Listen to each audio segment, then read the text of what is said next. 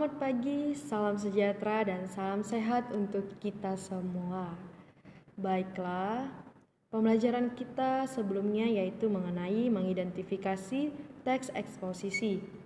Yang di dalamnya kita telah membahas apa itu teks eksposisi dan ciri-ciri dari teks eksposisi. Nah, maka pada hari ini kita masuk ke topik berikutnya, yaitu mengenai menyimpulkan isi teks eksposisi.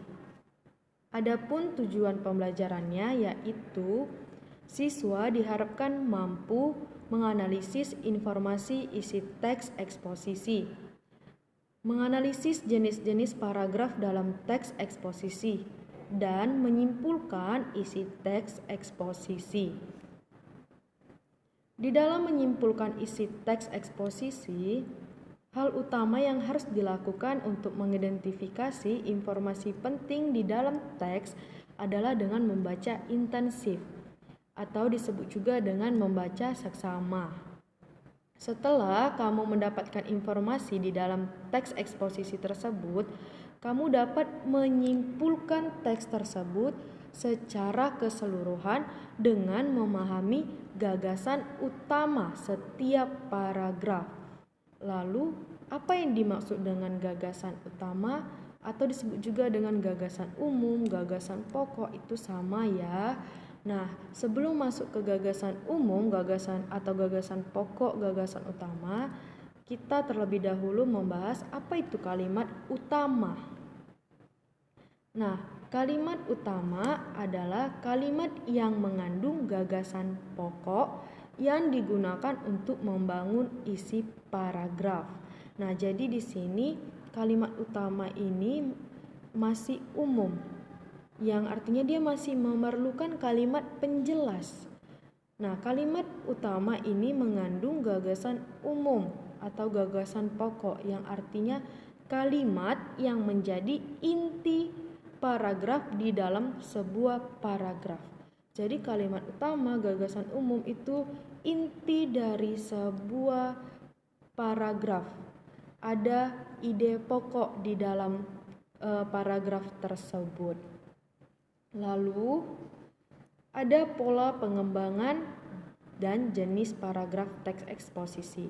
Jenis paragraf teks eksposisi terbagi 3. Ada paragraf deduktif, paragraf induktif, dan paragraf campuran.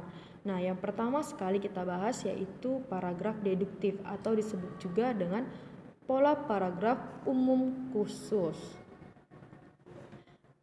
Nah, pola paragraf umum khusus atau paragraf deduktif ini adalah ide pokoknya atau kalimat utamanya terletak di awal paragraf yang kemudian diikuti dengan ide-ide penjelasan. Seperti pada contoh berikut. Narkoba membahayakan bangsa di masa depan. Efek kerusakannya tidak hanya mengenai diri sendiri, tetapi juga orang di sekitarnya. Tidak hanya dalam skala kecil seperti keluarga, tetapi juga dalam skala besar, menghancurkan bangsa. Nah, di sini yang menjadi kalimat utamanya adalah narkoba membahayakan bangsa di masa depan.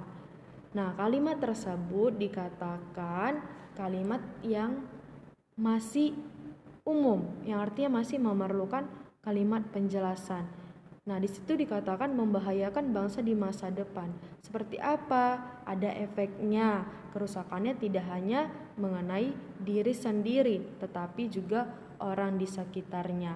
Nah, maka disebutlah ini sebagai paragraf deduktif yang ide pokoknya berada di awal paragraf. Lalu yang kedua yaitu pola paragraf khusus umum atau disebut juga dengan paragraf induktif. Nah, paragraf induktif ini kebalikan dari paragraf deduktif. Kalau di deduktif ide pokoknya berada di awal paragraf. Nah, induktif ide pokoknya atau kalimat utamanya berada di akhir paragraf. Jadi, hal-hal yang sifatnya khusus ditulis terlebih dahulu, kemudian diikuti oleh uraian yang sifatnya umum. Seperti pada contoh berikut. Kebakaran hutan masih terus terjadi. Begitupun dengan penebangan liar semakin meningkat. Diperburuk dengan rencana pembukaan hutan lindung bagi pertambangan. Keadaan tersebut menambah suram nasib hutan kita. Nah, di sini yang menjadi kalimat utamanya adalah di akhir kalimat, yaitu keadaan tersebut menambah suram nasib hutan kita. Nah, kalimatnya masih umum. Keadaan seperti apa yang membuat suram nasib hutan kita?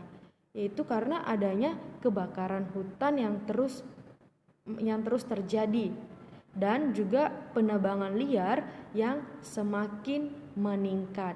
Nah, itulah yang disebut dengan paragraf induktif.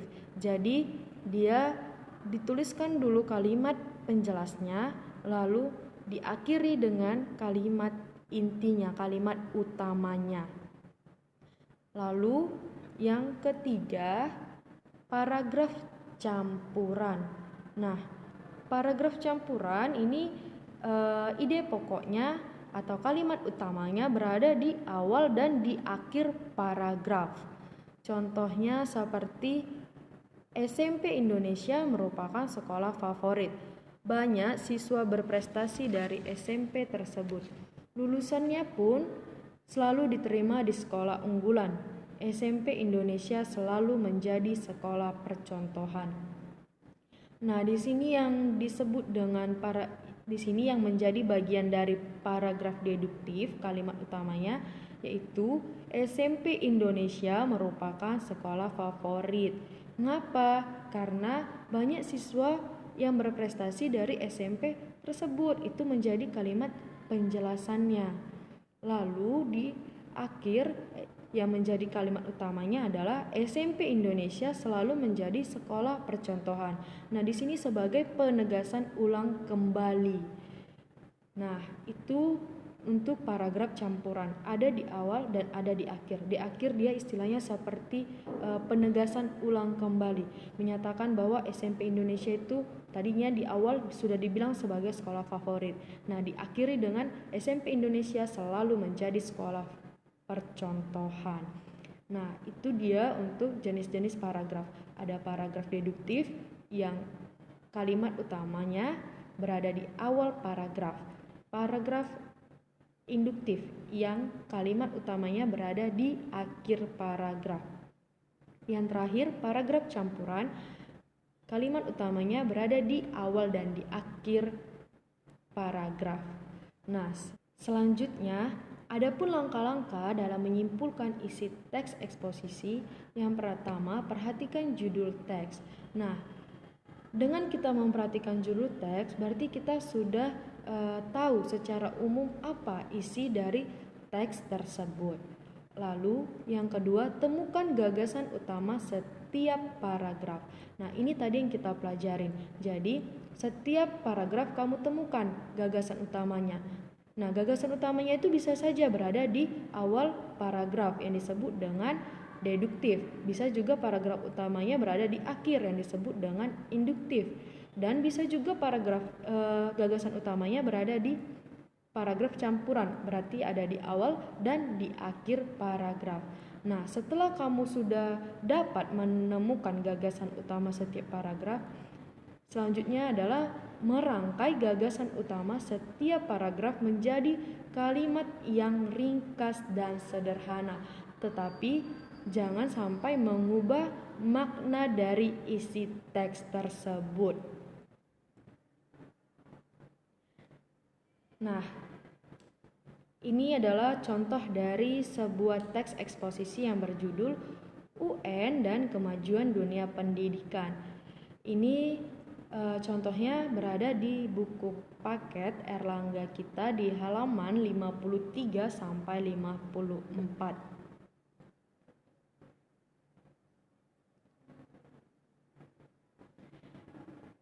Nah, kalimat utama di paragraf pertama yaitu dampak ujian nasional atau UN terhadap kemajuan dunia pendidikan tampaknya masih dipertanyakan oleh banyak orang. Di paragraf kedua, kalimat utamanya yaitu kesibukan siswa menghafal dan terampil mengerjakan soal jelas akan berpengaruh terhadap gaya mengajar seorang guru. Kalimat utama yang berada di paragraf 3 yaitu jika UN dengan model hafalan semacam ini dilakukan secara terus-menerus, dunia pendidikan kita akan sulit melahirkan generasi masa depan yang kritis dan kreatif. Di paragraf keempat, kalimat utamanya, jika dunia pendidikan kita tidak mengalami kemajuan, tentu akan berdampak buruk terhadap kemajuan bangsa. Di paragraf kelima, masalah ini benar-benar harus mendapatkan perhatian serius dari para pengambilan kebijakan karena UN ikut menjadi penentu kemajuan dunia pendidikan kita. Nah, itulah kalimat utama atau gagasan utama yang terdapat di setiap paragraf.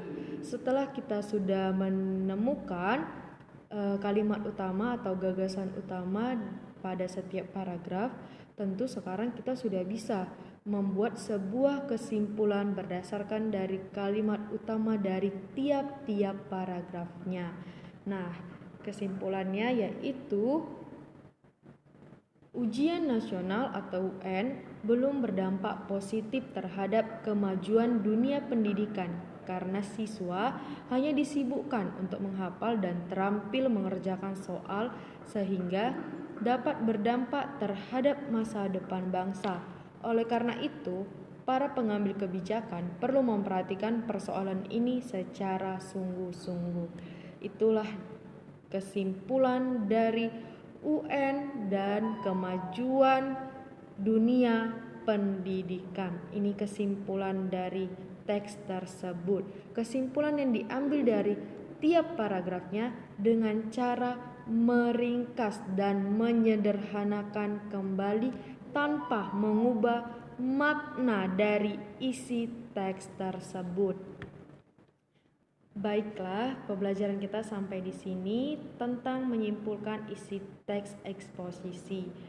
Dan di dalamnya kita tadi telah membahas kalimat utama, gagasan umum ataupun gagasan pokok, dan juga jenis-jenis paragraf serta langkah-langkah dalam membuat simpulan isi teks eksposisi. Demikianlah untuk pembelajaran hari ini, semoga kamu dapat pahami dan kamu cermati. Terima kasih.